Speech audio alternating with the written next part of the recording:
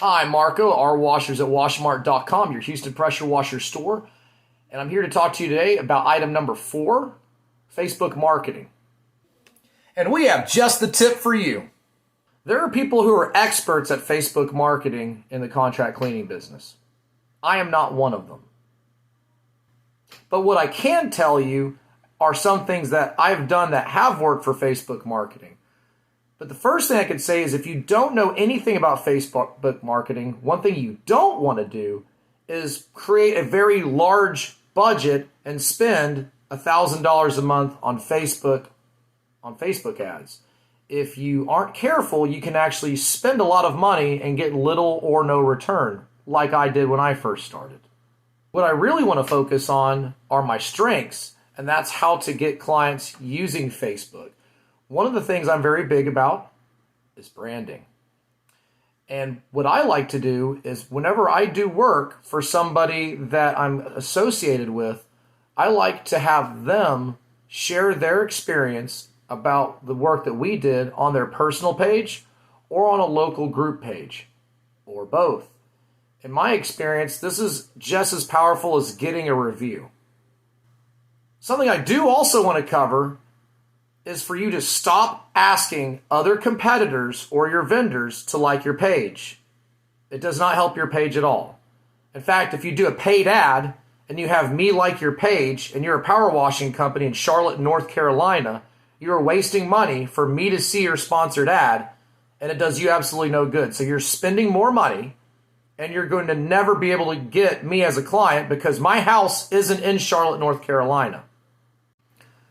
Whenever you're advertising your business in local groups, for instance, we have a really popular one, and it's called Talk of Kima.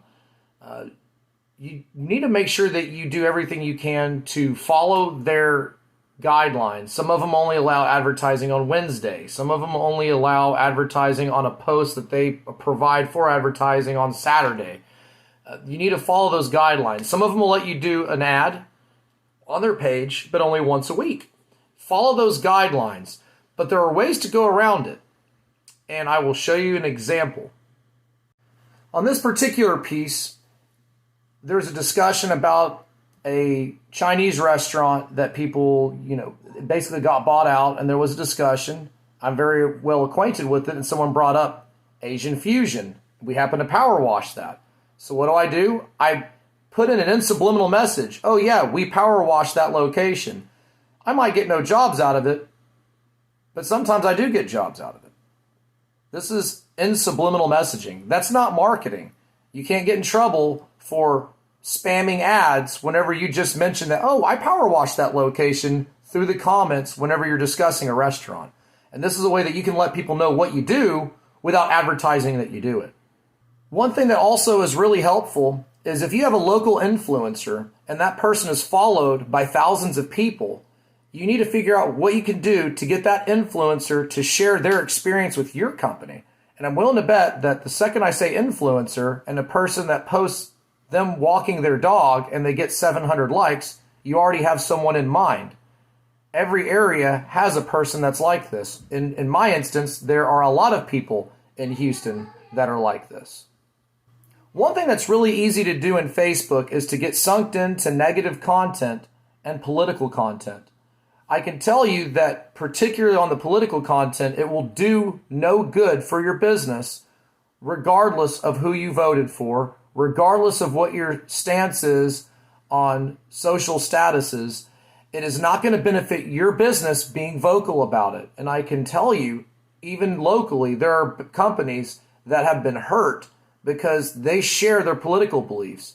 And it doesn't matter what side of the fence the person is on, you will make a very large section of people unhappy with your beliefs regardless of what you believe. Leave it off. Something that's really good to know is, let's say that somebody gets an HOA letter and they need their house washed because they got a letter in the mail. Something that I've had happen is once we cleaned their house, we would ask them to mention in their private Facebook group their experience with us. And they'll say, I just got a letter from the HOA and I called this company. It was an easy process. Our house was washed and we no longer have to worry about the HOA. you will get a lot of calls if you consistently do this. So if they get a letter from the HOA, don't just clean the job and get out. Ask them to share the experience in their private group that you don't have access to, because almost every homeowners association has their own Facebook group.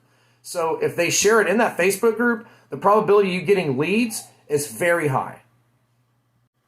When doing live videos, note that it is really important that you not create videos that are going to cause you issues. If you're doing work on a roof, I highly recommend you have a body harness, because there are people who have had their insurances discontinued from their insurance provider, because sometimes insurance companies will find these videos as well, and this can cause you problems in the future. That's just a word of advice. That's going to conclude this video. What are you doing here? I'm making a video, son. Do you want to be in the video? Yes. Okay, well, come on in. He has to be in every video, at least for a minute. This is Jackson. Anyways, thank you for watching the video. If you have any questions, give us a call at the office. Stay tuned for episode number 5, Next Door.